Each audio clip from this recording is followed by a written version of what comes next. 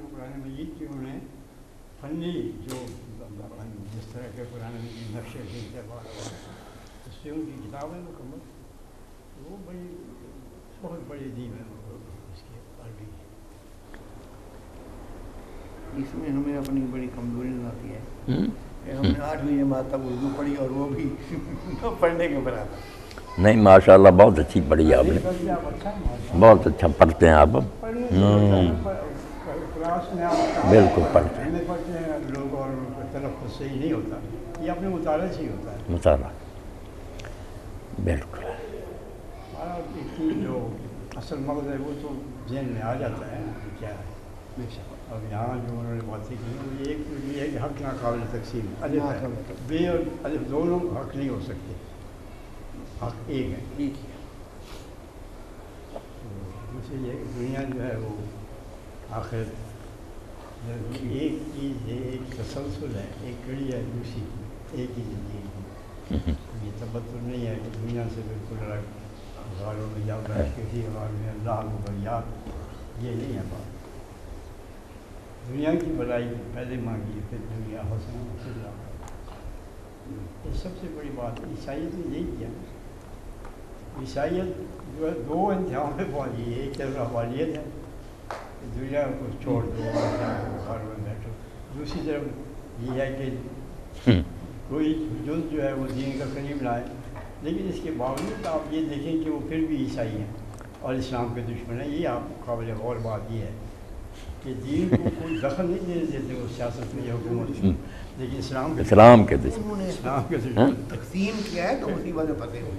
اور اس رحبانیت کے جو نتائج ہیں وہ دیکھیں کہ ان کے وہ جو ہے نا وہ جو منسٹریز ہیں اور جو ان کے پولیس ہیں وہاں پر یہ جو فادر اور یہ ننز جو ہیں یہ کرتے کیا ہیں, ان کے بارے میں جو استغفر اللہ جتنے مطلب ہے جو دفتر بھرے ہوئے ہیں, خود انہوں نے انگریزوں نے لکھے تاریخ اخلاق یورپ.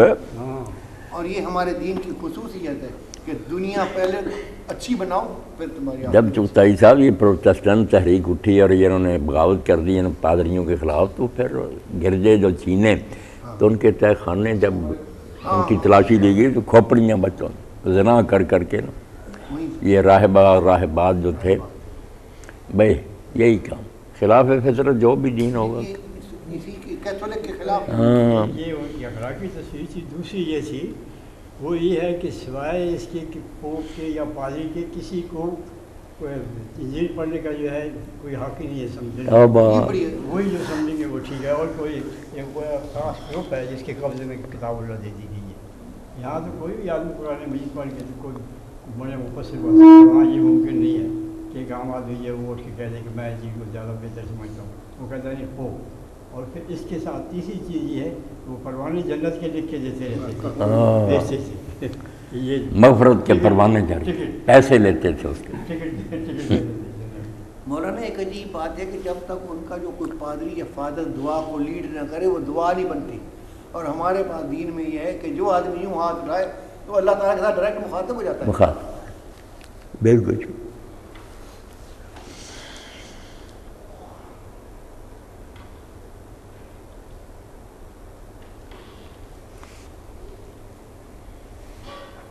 سید قطب شیریں رحمۃ اللہ علیہ نے ایک بات تو یہ بتائی ہے کہ حق جو ہے نا وہ لوگوں کی خواہشات کے تابع نہیں ہے. ہاں یہ ایک سوفسٹائی گروہ گزرا جنہوں نے کہا نہیں کوئی چیز بھی نہیں ہے, بس جیسے آدمی سمجھ رہے ویسے ہی ہے. حقائق اور اشیاء کے منکر ہو گئے, نہ کوئی زہر ہے نہ شیرینی ہے, خیال کی بات ہے جس کو جو چیز.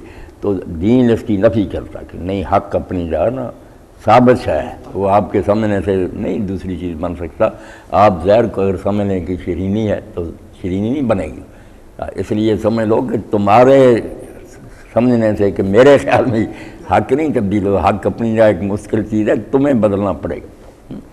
تو اس لیے اللہ تعالیٰ نے جو کوئی ہے نا کائنات بنائی اس کے ساتھ سازگاری کا کہہ رہے ہیں کہ آدمی اس کے ساتھ ملے, سمجھے کہ جو حق ہے نا کہ یہ چیز, یہ سارے علوم جب بنے گا کیا میڈیسن بتاتی یہ چیز یہ نقصان دے گی یہ فائدہ دے گی.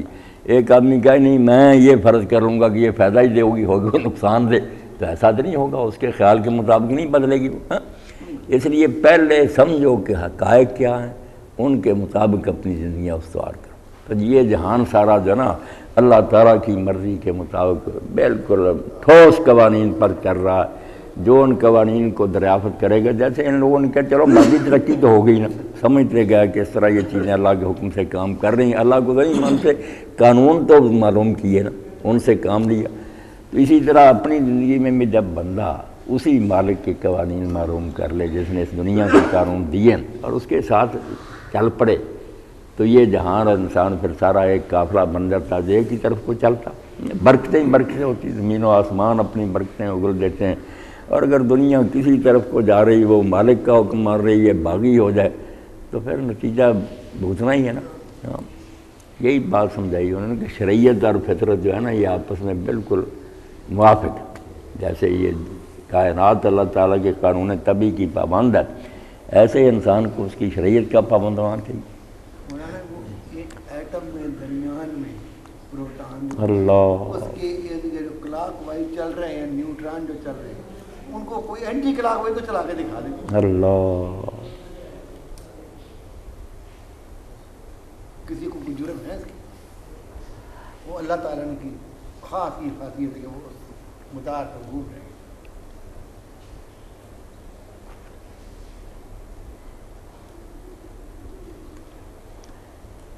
تلاوت کے لیے کہا گیا تو ماسٹر بشیر احمد صاحب نے سورہ اخلاص تلاوت کی، تو یہ مضمون بھی پھر سارا اسی کی تشریح ہے. تو سورہ اخلاص چغتائی صاحب نے بھی کہا کفار اس سے بہت چرتے تھے. کسی زمانہ میں تو اسرائیل صاحب رحمۃ اللہ علیہ لکھتے ہیں کہ یہ عیسائی لوگ جو نا تھے، ان کا یہ حال تھا کہ جب کوئی شخص مرتد ہوتا اور عیسائی ہوتا تو اسے کہتے کہ اس اللہ پر لعنت بھیج جس کا ذکر ہے سورہ اخلاص میں. جڑیں کاٹی نا ان کی، جو گمراہیاں تھیں ان کی، ایک ایک چیز پر قرآن چڑھایا، احد اور صمد اور کفر جو کہن. اسی لیے اللہ کے رسول علیہ السلام نے بھی تیسرا حصہ کہا اس کو قرآن مجید کا کہ جو اس کو پڑھ لیتا ہے اس نے یوں سمجھو کہ قرآن مجید کا تیسرا حصہ جو کچھ اس میں توحید کا بیان تھا وہ اجمال اور اختصار کے ساتھ اس نے پڑھ لیا. صحابی رسول تھے، وہ قباء میں امامت کراتے تھے. اب وہ ہر رکعت میں نہ جب شروع کرتے پہلے سورہ اخلاص پڑھتے پھر کوئی اور سورت پڑھتے. تو لوگوں نے کہا کہ یا تو آپ سورہ اخلاص پر ہی بس کیا کریں یا کوئی دوسری سورت جو اس کو کافی سمجھیں، یہ دونوں اکٹھی کیوں کرتے. انہوں نے کہا بھائی میں ایسے ہی پڑھوں گا، مجھے امام ماننا مانو ورنہ کوئی اور امام مقرر کر لو. تو معاملہ نبی علیہ الصلوۃ والسلام کی خدمت میں پیش کیا گیا. تو آپ نے کہا جو آپ کے بھائی کہتے ہیں وہ آپ مان لیں، یا سورہ اخلاص ہی پڑھ کے بس ختم کر دیں، یا دوسری. انہوں نے کہا نہیں، اللہ کے رسول دوسری بھی پڑھوں گا، اس صورت میں رحمان کی صفت بیان ہوئی ہے اور مجھے یہ بہت پیاری لگی. تو آپ نے فرمایا اس صورت سے محبت نے تجھے جنت میں داخل کر. اللہ اکبر. کئی مرتبہ ایسا بھی ہوا ہے کہ تلاوت کی گئی ہے، چھوٹی صورت ہے اور نماز فجر کی ہے تو اس میں تھوڑا زیادہ پڑھتے ہیں، تو بعد میں سورہ اخلاص بارے پڑھی گئی تاکہ تھوڑا سا اور بھی تلاوت ہو جائے. میں نے ایک مسجد میں ایسے بھی دیکھا ہے. ہاں ایسے بھی کرتے ہیں کہ پہلے اور پڑھ لیتے ہیں بعد، مگر صحیح حدیث جو ہے نا بخاری شریف میں وہ یہ ہے کہ پہلے یہ اخلاص پڑھتے تھے پھر اس کے ساتھ کوئی اور صورت نا ملا لیتے.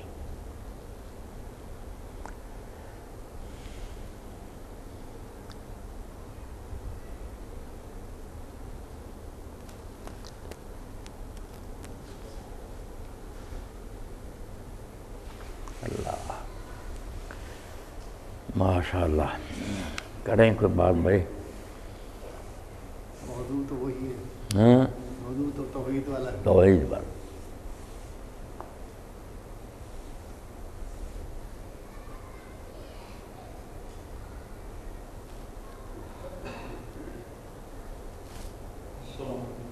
وعلیکم السلام ورحمۃ اللہ.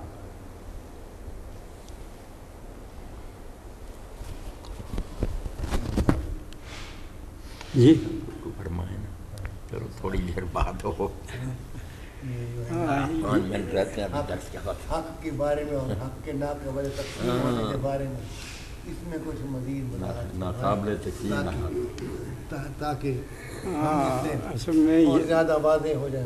واضح ہو جائے. اصل میں فساد بھی کی جڑ بھی یہی ہے کہ جب ہم یہ کہیں کہ اسلام بھی درست ہے اور اس کے علاوہ باقی جو ہیں وہ بھی ٹھیک ہیں، وہ بھی ایسے غلط نہیں ہیں۔ یہ جو ہے یہی سب سے بڑی گمراہی کی بات ہے۔ حق ایک ہی ہے، وہیں اب تک غیر اسلام دین فلن یقبل منہ ان الدین عند اللہ الاسلام۔ جو اسلام کے سوا کسی اور دین کی تلاش کرتا ہے وہ اس کے لیے اس سے قبول نہیں کیا جائے گا۔ اور ان الدین عند اللہ الاسلام، اللہ تعالیٰ کے نزدیک دین فقط اسلام ہے، اس کے علاوہ اور کچھ نہیں ہے۔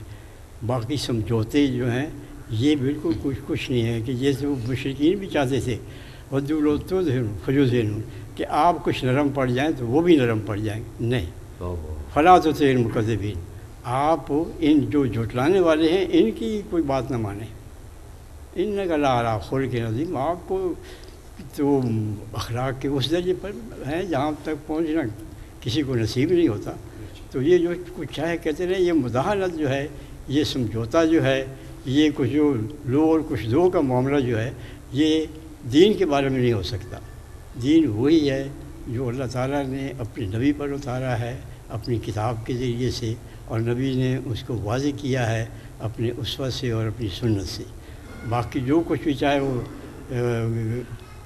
اعتدال پسندی کے نام سے آئے یا کسی اور خوبصورت نام سے آئے، سوائے اس کے کہ اسے گمراہی کہیں، کوئی دوسرا نام نہیں دیا جا سکتا۔ آخر اس زمانے میں جو مشرکین تھے وہ بھی اپنے آپ کو حضرت ابراہیم کا فرزند سمجھتے تھے اور کہتے تھے کہ یہ ہم نے اپنے آبا سے یہ جو کچھ ہم کر رہے ہیں پرستی ان سے پائی ہے۔ عیسائی موجود تھے جو دعویٰ کرتے تھے اپنے عیسیٰ علیہ السلام کی امت ہونے کا، اور پرستش کرتے تھے حضرت عیسیٰ علیہ السلام کی، اور یہاں تک یہ کیا کہ انہوں نے جب وہ ایک عیسائی تھا جس نے وہ خانہ کعبہ کی تعمیر کی، تو اس نے تصویریں بنا دی حضرت عیسیٰ علیہ السلام کی بھی، مریم کی بھی، اور حضرت ابراہیم علیہ السلام کی بھی تصویریں بنا دی۔ یہ چیزیں انہوں نے کر دی۔ اسی طرح یہودی موجود تھے۔ لیکن یہ سب چیزیں جو ہیں، جب اسلام اپنی اصلی شکل میں، دین ان کا بھی اسلام تھا، وہ بھی اللہ تعالیٰ کی کتاب کے ذریعے سے ان تک پہنچا تھا، تورات بھی اور انجیل بھی، لیکن جب اس نے ان سے انحراف کیا، ان لوگوں نے اس میں تبدیلیاں کی اور زمانہ آگے بڑھا، اور اس وقت زمانہ پہنچ گیا جب کہ ایک دین ایسی صورت میں آئے ساری دنیا کے لیے وہ قابل عمل ہو اور وہ ساری دنیا کی رہنمائی کر سکے، کیونکہ دنیا اس وقت اس اسٹیج پر پہنچ چکی تھی کہ ساری دنیا میں اس دین کو پہنچایا جا سکتا تھا، اور یہ ثابت ہو گیا، چنانچہ ساری دنیا میں اسلام کو پہنچایا گیا۔ اور وہی حق جو ہے اس طرح سے پھیلا کہ دنیا حیران ہے کہ سارے دین پہلے بھی دنیا میں موجود رہے ہیں، لیکن جس طرح دین اسلام نبی کریم صلی اللہ علیہ وسلم اور آپ کے خلفاء کے زمانے میں دنیا میں پہنچا، اور جو اثرات اس نے دنیا پہ مرتسم کیے، دنیا کی کسی دین نے وہ اثرات اتنی صورت کے ساتھ اور اتنی گہرائی کے ساتھ کبھی مرتسم نہیں کیے۔ اللہ مولانا جی بالکل حکیم صاحب نے حق فرمایا کہ رواداری کا یہ مطلب جو بنا لیا گیا نا، پروپگنڈا ہو رہا ہے کہ بس یہ رواداری ہونی چاہیے، 2 اور 2 4 ہی نہ صرف کہو، کوئی 3.5 مانتا اس کو بھی سچا کہو، 3.25 ہو رہا، 4.25 ہو رہا، یعنی حق کوئی نہیں، بس جیسے کوئی سمجھ لے ویسے ہی ہے۔ ہاں، کوئی غلاظت کو سمجھ لے کہ یہ حلوہ ہے تو وہ بھی ٹھیک ہے، اور کوئی سمجھے کہ نہیں یہ نجاست ہے وہ بھی ٹھیک ہے، کیسی بےہودہ باتیں کر۔ تو ایسی رواداری نے بیڑا غرق کیا۔ حق حق ہی، بس سچی بات ایک ہی ہے، اس کے علاوہ سب باتیں باطل ہیں۔ باقی ٹھیک ہے کہ جس کو ابھی سمجھ نہیں آئی اس کا گلا نہیں ہم کاٹیں گے، پیار محبت سے، حکمت اور دانائی سے اس کو سمجھانے کی کوشش کریں گے، نہیں سمجھے گا تو اس کو اس کے حال پر چھوڑیں گے۔ یہ تو ہو سکتا کہ جینے دو اسے، مگر ہم بھی اپنا عقیدہ اور نظریہ تبدیل کر لیں گے، نہیں یہ جو کہتا ہے یہ بھی حق ہے، تو یہ تو بات بالکل خراب ہو جائے گی، پھر میٹھا اور کڑوا اور ساری چیزیں ایک ہی ہو جائے۔ اللہ قرآن کے بارے میں آپ بعد میں سوال کریں، سوال کے لیے 15 منٹ انشاءاللہ ہوں گے، پھر کریں۔ ہاں وقت ہو ہی گیا تھا، حکیم صاحب آئے ہیں۔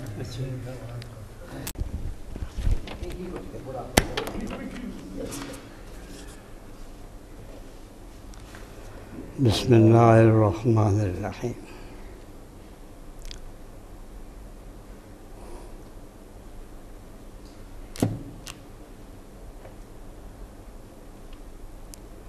عن معاذ رضی اللہ تعالی عنہ قال بعثني رسول الله صلى الله عليه وسلم فقال إنك تأتي قوم من أهل الكتاب فادعوهم إلى شهادة أن لا إله إلا الله وأني رسول الله فإنهم أطاعوا لذلك فأعلمهم أن الله قد افترض عليهم 5 صلوات في كل يوم وليلة فإنهم أطاعوا لذلك فأعلمهم أن الله قد افترض عليهم صدقة تؤخذ من أغنيائهم فترد على فقرائهم فإنهم أطاعوا لذلك فإنك وكرائم أموالهم واتقي دعوة المظلوم فإنه ليس بينها وبين الله حجاب متفق علیہ۔ حضرت معاذ رضی اللہ تعالی عنہ کی یہ حدیث حضرت امام بخاری اور حضرت امام مسلم دونوں نے روایت کی ہے۔ آپ ارشاد فرماتے ہیں کہ نبی کریم صلی اللہ علیہ وسلم نے مجھے امارت دے کر روانہ فرمایا، اور جب وہ روانہ فرما رہے تھے تو مجھے یہ فرمایا کہ تم ایسی قوم کی طرف جا رہے ہو جو اہل کتاب ہیں، یعنی جس کے پاس پہلے سے ایک آسمانی کتاب موجود ہے، چاہے وہ منحرف شکل میں ہے یا جس صورت میں بھی ہے، وہ اہل کتاب ہیں اور اللہ تعالیٰ کی کتاب کے پیرو ہونے کا دعویٰ رکھتے ہیں۔ عیسائیوں سے مراد ہے اس وقت۔ یمن میں جا رہے تھے۔ فادعوہم الی شہادت اللہ، پہلی بات جو ان سے کرنی ہے، ان سے یہ نہیں کہنا ہے کہ میں کسی بہت ہی کوئی رواداری کا پیغام لے کے آیا ہوں، تم بھی خوش رہو اور ہم بھی خوش رہیں اور مل جل کے کھائیں پئیں، یہ نہیں۔ پہلی بات جو سب سے پہلے کسی شخص کو اسلام پیش کرنے کے لیے اور دعوت پیش کرنے کے لیے وہ یہ ہے فادعوہم الی شہادت اللہ، پہلی بات جو ہے ان کی دعوت دو کہ وہ اس بات کی شہادت دیں کہ اللہ تعالیٰ کے سوا کوئی الہ نہیں، کوئی معبود نہیں، کوئی مالک نہیں، کوئی خالق نہیں، کوئی رب نہیں۔ اس کے بغیر اگر یہ شہادت اللہ الہ الا اللہ نہ ہو، اگر یہ شہادت نہ دے انسان کہ وہ اللہ تعالیٰ کے سوا کسی کو خدا نہیں مانتا، تو وہ پھر اسلام کے دائرے میں داخل نہیں ہوتا۔ تو اس لیے کسی غیر مسلم کو دعوت دینے کے لیے سب سے پہلے یہی بات اس کی جاتی ہے کہ وہ صرف اللہ تعالیٰ کو اپنا خدا مانے، اور کسی دوسری چاہے وہ کوئی بھی شخصیت ہو اس کو خدائی کے مقام پر نہ بٹھائے اور نہ اس کے احکام کو وہ حیثیت دے جو اللہ تعالیٰ کے احکام کی ہوتی ہے۔ دوسری بات یہ ہے کہ وَأَنَّ مُحَمَّدَ رسول اللہ، کہ نبی کریم صلی اللہ علیہ وسلم کہ میں اللہ تعالیٰ کا رسول ہوں، جو تعلیمات میں لایا ہوں، جس چیز کی طرف میں بلا رہا ہوں، اس کے لیے، اس کی دعوت کے لیے مجھے اللہ تعالیٰ نے بھیجا ہے، میں اس کا پیغمبر ہوں، میں اس کا پیغام تم تک پہنچا رہا ہوں۔ جو بات میں تو دعوت دے رہا ہوں، یہ دعوت میری اپنی طرف سے نہیں ہے، اس کو خود میں نے اپنی سوچ کی اور فکر سے کہیں نہیں بنایا ہے، نہ میں کوئی مفکر ہوں کہ اس فکر کے نتیجے کے طور پر میں ایک فلسفہ آپ کے سامنے پیش کر رہا ہوں، بلکہ یہ اس بات کی شہادت دو کہ ایک تو اللہ تعالیٰ ہے، خدا اس کے سوا کوئی دوسرا خدا نہیں ہے، اس کے سوا کسی کو وہ مقام نہیں دیا جا سکتا کسی حیثیت سے بھی جو اللہ تعالیٰ کا ہے۔ دوسری یہ ہے کہ میں اللہ تعالیٰ کا رسول ہوں، جو کچھ میں پیش کر رہا ہوں، جس کی طرف میں دعوت دے رہا ہوں، یہ اللہ تعالیٰ کا پیغام ہے، یہ کوئی میری سوچی ہوئی فکر نہیں ہے، یہ کوئی میرے سوچی ہوئی جو ہے طریقے یا انداز نہیں ہے، یہ میری فکر کا نتیجہ نہیں ہے، بلکہ اللہ تعالیٰ کا پیغام ہے جو میں آپ کو پہنچا رہا ہوں۔ تو شہادت اللہ کے ایک ہونے کی اور نبی کریم صلی اللہ علیہ وسلم کے ان کے پیغمبر ہونے کی یہ بنیاد ہے ایمان کی۔ جو شخص بھی ان چیزوں کو نہیں مانتا، ان دونوں میں سے کسی چیز کو بھی، دونوں میں سے ایک کو بھی نہ مانے، وہ مسلمان نہیں ہو سکتا۔ وہ کہہ دے کہ یہ میں اللہ کو تو مانتا ہوں لیکن نبی کو نہیں مانتا، وہ کبھی مسلمان نہیں ہو سکتا۔ جو کہے کہ میں یہ اللہ تعالیٰ کو بھی مانتا ہوں اور محمد صلی اللہ علیہ وسلم کو بھی مانتا ہوں، لیکن یہ پیغام جو قرآن مجید ہے یہ ان کا اپنا کلام ہے، یہ اللہ کا کلام ہے، وہ بھی مسلمان نہیں ہو سکتا۔ مسلمان وہی ہوگا जो अल्लाह को भी मानेगा, नबी की सल्लल्लाहु अलैहि वसल्लम को भी मानेगा, उनका पैगंबर, और किताब जो है इसको किताब इलाही मानेगा। ये अल्लाह ताला की किताब है, ये पैगंबर का अपनी कोई सोच नहीं है। फिर हमारा इसके बाद हाँ